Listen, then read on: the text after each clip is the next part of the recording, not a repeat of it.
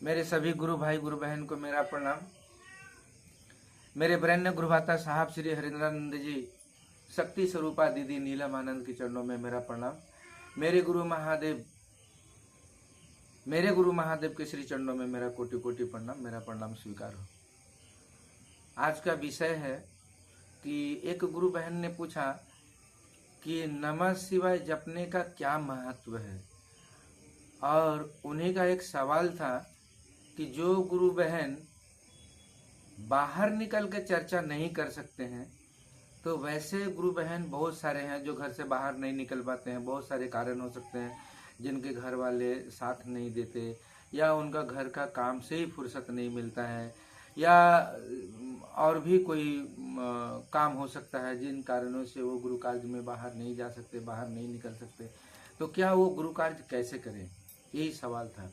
तो उन सभी गुरु बहनों के लिए मैं एक ही चीज मैं कह सकता हूँ कि साहब श्री हरिंद्रानंद जी कहते हैं, जो 3 सूत्र के दाता हैं, इस कालखंड के महामानव, जिन्होंने आज धरती पे शिव के शिष्य, मतलब जो द्वापर त्रेता सतयुग में दिखे जाते थे, किताबों की बात थी, आज कलयुग में धरती पे गली गली में शिव के शिष्य। इस धरती पे हम केवल कोलकाता, बिहार, दिल्ली का बात नहीं कर रहे, इस धरती पे जहाँ जाएंगे शिव के शिष्य मिलेंगे।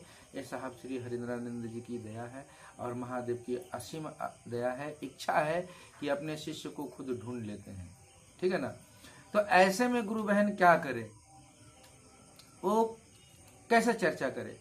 तो साहब बहुत अच्छी बात बताए हैं कि 3 सूत्र है। पहला सूत्र में दया मांगने के लिए कहें।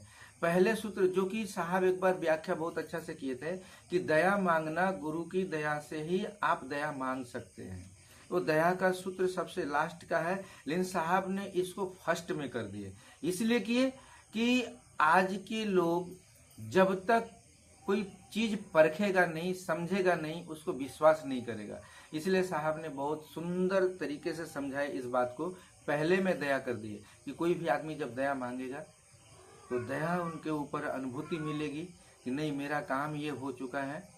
तब वो आदमी धीरे धीरे शिव की ओर चलना शुरू करेगा। बोलेगा नहीं, मैं तो बहुत पूजा पाठ किया, नहीं हो रहा था, लेकिन मैंने महादेव से दया मांगा, मैंने बोला हे शिव आप मेरे गुरु हैं, मैं आपका शिष्य, मुझ पर दया कर दीजिए, और ये मेरा काम बनना शुरू हो गया।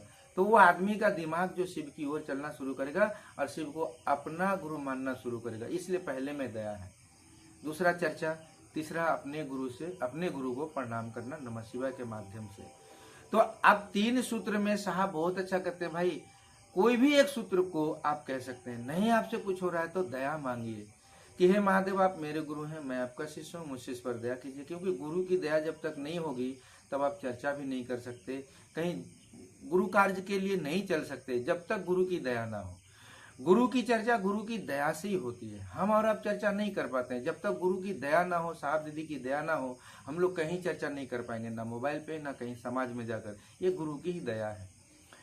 दया मांगिए, घर बैठे दया मांगिए, और नमः शिवाय जितना हो सके आपको जब समय मिले, जब याद आ जाए। साहब कहते हैं टुकड़े टुकड़े में करो, कोई माला जप करने की जरूरत नहीं है, टुकड़े टुकड़े में करो। जब मन याद आएगा, 1 बार 2 बार 3 बार 4 बार, उस टाइम क्या होगा, टुकड़े टुकड़े में करेंगे तो आपका मन जो है शिव को पकड़ेगा, वो कनेक्ट होगा। 2 बार ही 3 बार ही नमः शिवाय नमः शिवाय, ये 3 बार ही हुआ ये, लेकिन ये शिव के पास में पहुंचा। और जब कंटिन्यू करेंगे तो क्या है ना, मन चंचल है, मन दौड़ते रहता है। तो साहब इसके ऊपर में बहुत अच्छा व्याख्या किए हैं, वो चीज मैं आप लोगों को शेयर कर रहा हूँ कि टुकड़े टुकड़े में भी नमः शिवाय करेंगे। नमः शिवाय करते रहिए, गुरु से दया मांगते रहिए। गुरु कार्य गुरु करवा लेते हैं, अपना काम गुरु करवाते हैं। हम लोग में सामर्थ्य नहीं है कि हम गुरु का काम कर सकते हैं। दया मांगे कि हे महादेव आप मेरे गुरु हैं, मैं आपका शिष्य हूँ, मुझसे इस पर दया कर दीजिए कि मुझसे भी गुरु कार्य हो जाए, मैं भी गुरु कार्य में खड़ा रह सकूं, मेरा मन भी शिव शिष्य बन जाए। दया मांगिए। और एक सवाल था कि मैं शिव को गुरु क्यों बनाऊं, तो इसका आंसर है गुरु भाई गुरु बहन, आप सबको मैं गुरु की दया से समझाने का कोशिश कर रहा हूं, प्रयास कर रहा हूं। बाकी बोलते तो गुरु हैं, बुलवाते तो गुरु हैं। मैं शिव को गुरु क्यों बनाऊं। अगर कोई कहे कि मैं धरती पे आया हूं, मैं पढ़ाई क्यों करूं, जरूरी नहीं है पढ़ाई करना, जरूरी नहीं है स्कूल जाना। आप नहीं भी पढ़ेंगे तो भी धरती पे कपड़ा पहनेंगे, भोजन करेंगे, जो नित्य क्रियाक्रम है वो करेंगे। आप इसी समाज में रहेंगे, जिएंगे। लेकिन समाज में रहेंगे, जिएंगे, भोजन भी मिलेगा, कपड़ा भी मिलेगा, सब चीज मिलेगा, लेकिन लौकिक जीवन में जो समाज में रहने के लायक आप नहीं रहेंगे, उस लायक नहीं रहेंगे। मान लीजिए कभी कोई चीज की जरूरत पड़ी तो उस टाइम आपको बहुत अफसोस आएगा कि काश अगर हम भी पढ़े लिखे होते तो ये आज दूसरे से नहीं करवाना होता, या ये हम कर लेते। तो कोई अगर इस बात को बोले कि मैं शिव को गुरु क्यों बनाऊं, नहीं, शिव को गुरु बनाना कोई कंपलसरी नहीं है। शिव जगत गुरु हैं, वो आदि गुरु हैं, वो सबके गुरु हैं, वो आपके गुरु ऑलरेडी हैं। आपको बनाना नहीं है, आपका शिष्य भाव को जगाना है, अपना शिष्य भाव। आपको शिव शिष्य बनना है। अब आप शिव शिष्य बनना चाहते हैं, नहीं बनना चाहते हैं, विचार आपका ऊपर है। कोई गुरु भाई ने तो आपका नाम का घोषणा भी कर दिया होगा या नहीं भी करवाए होंगे, तो आपका घोषणा होने से आप शिव शिष्य नहीं बन गए। शिव शिष्य आपका मन बनेगा, और उसके लिए साहब ने 3 सूत्र दिया है। जब आप 3 सूत्र करेंगे तो शिव शिष्य बनने की ओर आप चल पड़ेंगे, और धीरे धीरे आप लोगों को जोड़ते रहेंगे, आप खुद जुड़ते रहेंगे। लेकिन शिव को गुरु क्यों बनाए? हाँ, इसलिए मैं बोलूंगा, अगर आपको खुद को समझना है, आपको अध्यात्म को समझना है, तो गुरु की आवश्यकता है। आपको खुद को समझना है तो गुरु की आवश्यकता है। अगर आप चाहते हैं मुझे समझना ही नहीं है ये जीवन क्या है, मैं कौन हूं, मेरा कौन है, तो गुरु की आवश्यकता नहीं है। 84 लाख योनि में भटकना है, फिर से ये जीवन का परिवर्तन जो परमात्मा जैसे सृष्टि की है वो चलता रहेगा।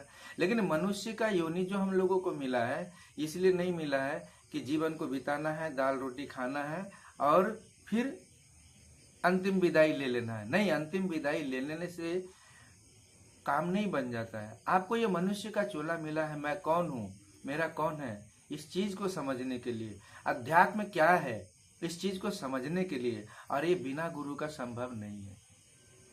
कोई कहते हैं कि मेरा गुरु तो है, फिर मैं शिव को गुरु क्यों बनाऊं? बहुत अच्छी बात है भाई साहब। आप क्लास 8 में पढ़ रहे हैं, 2 में पढ़ रहे हैं, 3 में पढ़ रहे हैं, 1 में पढ़ रहे हैं, 4 में पढ़ रहे हैं, 5 में पढ़ रहे हैं, तो आपका क्लास जब एग्जाम देकर जाते हैं, क्लास 1 से 2, 2 से 3, 3 से 4, 4 से 5, 6, 7, 8, 9, 10, 11, 12, फिर ग्रेजुएशन करते हैं, फिर मास्टर डिग्री करते हैं, फिर डिप्लोमा करते हैं, मास्टर डिप्लोमा करते हैं, तो हर जगह का टीचर चेंज होता है। तो अध्यात्म की दुनिया में गुरु, आप बहुत धरती पे बहुत ऐसे गुरु हैं जो बहुत विख्यात हैं, लेकिन कोई सत्य गुरु है, कोई गुरु है, कोई सत्य गुरु है ना। लेकिन शिव आदि गुरु हैं, जगत गुरु हैं, गुराधिपति हैं, गुरुओं के गुरु हैं।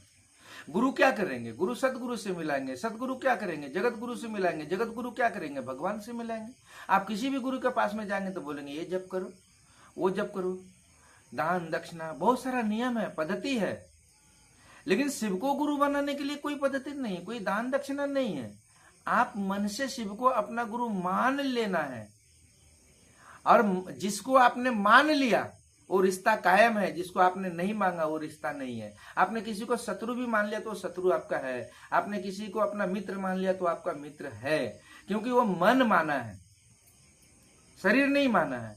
तो इस रिश्ते को मन जिस दिन समझ लेगा कि शिव मेरे गुरु हैं, उस दिन आप शिव के शिष्य बन गए। और जब शिव आपके हो जाएंगे तो ये संसार जिसने बनाया है, संसार का जो सृष्टि करता है, जो संसार का मालिक है, वही जब आपका हो जाए तो संसार का माया तो आपके पास अपने आप कदम चूमता रहेगा। फिर हर पीड़ा से मुक्त, फिर आपको कोई पीड़ा सताएगा ही नहीं। अगर शरीर ही वज्र का हो गया तो कोई कितना भी गोली मारे, गोली तो लगेगा ही नहीं। लेकिन इसके लिए क्या है? इसके लिए आपका शिव का शिष्य बनना है, आपका मन बनेगा। और शिव का शिष्य बनने के लिए ये 3 सूत्र ही काफी है। आप दया मांगते रहिए, चर्चा नहीं होता है तो दया मांगते रहिए, नमः शिवाय से गुरु को प्रणाम करते रहिए, चर्चा अगर थोड़ा बहुत भी होता है तो गुरु की दया से थोड़ा बहुत करने का प्रयास कीजिए। दया मांगते रहिए, साहब दीदी से दया मांगिए कि साहब दीदी दया कर दीजिए, मुझसे भी गुरु कार्य हो जाए। आप जितना लोगों को गुरु कार्य करने के लिए कहेंगे, चर्चा में यही कहा जाता है कि मैं शिव का शिष्य हूँ, आप भी बन सकते हैं, आप भी 3 सूत्र कीजिए, आप भी दया मांगिए, आप भी चर्चा कीजिए। यानी आप दूसरे को शिव से जोड़ेंगे, आप खुद जुड़ जाएंगे। आप दूसरे को शिव की ओर चलने के लिए बोलेंगे, पहले आप भी चलेंगे। आप नमः शिवाय करने के लिए लोगों को सिखाएंगे तो आपका जुबान से खुद नमः शिवाय पहले निकलेगा, है ना। तो चर्चा में तीनों सूत्र हो जाता है। शिव को गुरु इसलिए बनाना है कि आपको अगर अपने आप को समझना है तो शिव को गुरु बनाना पड़ेगा, आपको शिष्य बनना पड़ेगा। और शिष्य बनने के लिए आपको ये 3 सूत्र ही काफी है। साहब का दिया हुआ इस कालखंड में 3 सूत्र ही है। सब रोगों की एक ही दवाई, 3 सूत्र कर लो भाई। आज की चर्चा गुरु चरणों में यही विराम करता हूँ। फिर से आप सभी गुरु भाई गुरु बहन को मेरा प्रणाम, मेरे साहब दीदी को मेरा प्रणाम, मेरे गुरु महादेव को मेरा प्रणाम। नमः शिवाय।